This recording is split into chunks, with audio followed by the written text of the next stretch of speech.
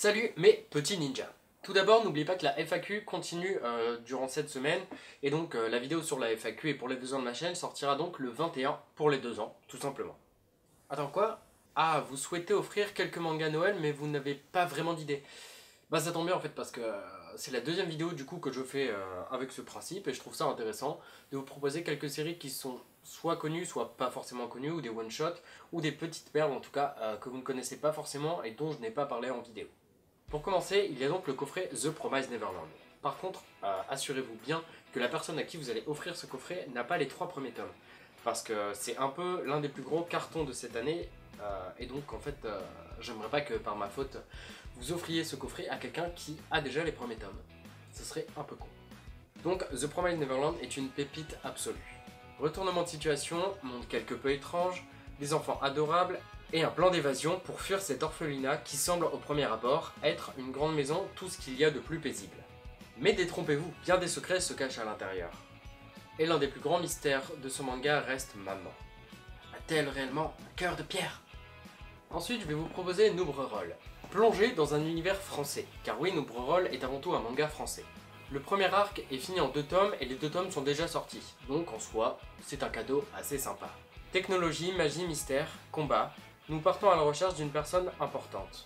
Mais nous plongeons surtout dans un jeu vidéo. Loin de Sword Art Online, Noob est avant tout une web série. Et donc si vous ne connaissez pas tout cet univers de Noob, parce on est à la 8ème saison il me semble, donc ça fait beaucoup, il n'y a vraiment pas d'inquiétude à avoir. En fait tout a été extrêmement bien raconté de manière à ce qu'en fait on ne soit pas perdu si on ne connaisse pas la série d'origine. Et du coup j'ai fait une vidéo aussi sur ce manga, donc si jamais ça vous intéresse, pour en savoir plus et savoir si ça peut plaire comme cadeau, la vidéo sera dans la description tout simplement. Good Morning Little Briar Rose. J'étais un peu obligé pour moi de mettre ce manga dans les cadeaux à faire à Noël, parce que pour moi ça a été l'un des plus gros coups de cœur que j'ai eu cette année, parce que j'ai découvert cette série cette année, je sais pas exactement si elle est sortie cette année ou l'année dernière, mais j'ai tout simplement vraiment adoré, et c'est une série complète en 6 tomes, donc ça peut faire un très beau cadeau, parce que c'est une très belle série.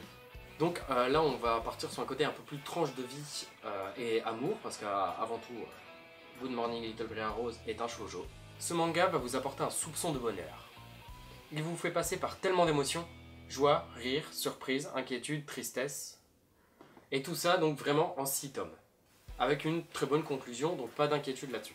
Donc ce manga, oui, a été un des énormes coups de cœur que j'ai eu. J'ai envie d'en faire une vidéo, seulement j'ai vraiment pas d'idée pour l'instant d'introduction. Donc je prends mon mal en patience, mais une vidéo à mon avis sortira en janvier ou en février, parce que je suis au taquet.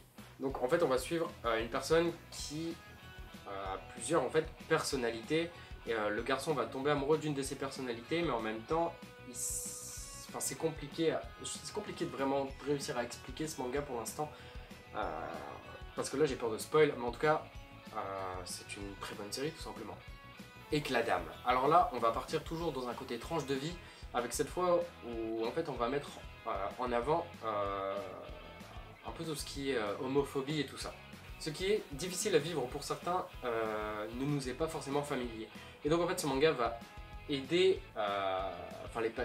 l'histoire va aider donc, le personnage principal à s'accepter tel qu'il est, parce qu'il va rencontrer un groupe de personnes qui sont tous du coup comme lui, parce que lui il se sent vraiment différent des autres. Et donc en fait ce groupe de personnes va l'aider à s'accepter. Il n'y a pas de dégoût à avoir quand tu le lis ou quoi que ce soit, parce que je sais qu'il y a certaines personnes qui n'aiment pas ça du tout, mais genre tu vois rien de sexuel déjà, donc ceux qui ont peur de tomber là-dessus parce que le personnage principal est un homme, bah, pas d'inquiétude là-dessus. C'est un très beau manga qui pour moi n'a pas été assez mis en avant, mais c'est dommage, hein, c'est pas la faute des éditeurs et tout ça, c'est juste qu'en fait il n'a pas réussi à toucher un assez grand public, et moi je trouve ça dommage, donc je me suis dit qu'en fait ça pouvait être sympa de faire découvrir des séries comme ça lors de Noël, parce que c'est des séries que de base nous on n'est pas forcément intéressés pour les acheter tout ça. Moi je l'ai fait par curiosité et franchement j'étais pas déçu. Donc après moi je vous conseille d'en faire tout autant si jamais ça vous intéresse. In One's Last Moment. Ça a été aussi un peu un coup de cœur pour moi. Ça a été plus une surprise qu'un coup de cœur, parce qu'à la base je m'attendais pas en fait à tomber sur ce titre en cherchant, en vadrouillant à travers les rayons. Et ce manga est vraiment beau en fait. Tout simplement, c'est très bien fait. En gros, le personnage principal peut voir la mort en fait qui va arriver de certaines personnes. Et en fait à partir de ça, il va tomber un moment amoureux d'une fille. Et forcément, qu'est-ce qui se passe quand on est amoureux? On n'a pas envie d'être séparé de l'autre, donc en fait il va vouloir la sauver. Mais comme il sait ce qui se passe, c'est ce qu'il peut vraiment réussir à la sauver ou pas, et c'est ça en fait qui serait expliqué dans ce one shot. Donc c'est un seinen qui nous montre des images assez dégueulasses de temps en temps, et pas trop non plus, donc ça va. Donc un petit cadeau qui peut faire facilement plaisir, qui peut facilement surprendre aussi à Noël, parce que c'est un manga qui n'a absolument pas été mis en avant nulle part. Je suis vraiment tombé dessus par hasard, personne ne l'a mis en avant ou personne n'en a parlé. Que ce soit Instagram, Facebook, Twitter ou quoi que ce soit, moi en tout cas c'était silence radio sur ce manga, alors que pourtant je le trouve vraiment génial. Goblin Slayer. Alors ce manga a énormément fait parler de lui, notamment parce que l'anime est arrivé, l'anime mettait enfin la bande-annonce et tout ça, l'anime montrait beaucoup de choses en avant, mais en fait ce qui mettait pas en avant c'était le côté malsain et dégueulasse. Donc c'est pour ça que Goblin Slayer arrive vraiment à la fin, parce qu'en fait c'est un manga que je ne conseille pas donc aux enfants. Parce qu'en fait ce manga est un peu dégueulasse. Parce qu'il y aura du viol, du sang, mais aussi de l'aventure, pas d'inquiétude. Mais en gros, les gobelins sont des petites créatures, hein, comme vous le connaissez, vous en avez certainement vu, que ce soit dans le Seigneur des Anneaux ou dans d'autres mangas, ou je ne sais pas où. Mais les gobelins en fait sont des petites créatures qu'on s'amuse facilement à tuer quand on est bas niveau dans les jeux vidéo, etc. Parce que justement c'est des petites créatures faibles.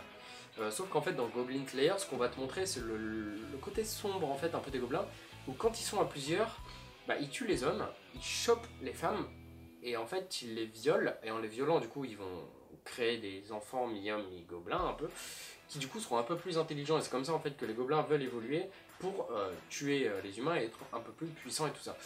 Donc en soi c'est un principe assez dégueulasse, mais heureusement il y a le Goblin Slayer, donc le tueur de gobelins, qui est au centre de la série, puisqu'en fait la série porte quand même son nom. Donc ouais, vraiment, c'est vraiment pour public un peu averti, genre, parce que beaucoup de jeunes publics sont tombés dessus sur l'animé ou sur le manga, et en sont revenus un peu troublés, un peu bouleversés, tu vois. Mais je pense que ça peut se comprendre, étant donné que c'est dégueulasse quand même. Je sais pas ce que donne l'animé, parce que je l'ai pas regardé, parce que j'aime pas trop voir ça, et je regarde déjà pas d'animé de base, alors un animé où il y a du viol, non merci. Donc, je sais pas ce que ça donne l'animé, dites-moi en commentaire ce que peut donner l'animé, si jamais il est vraiment bien ou pas.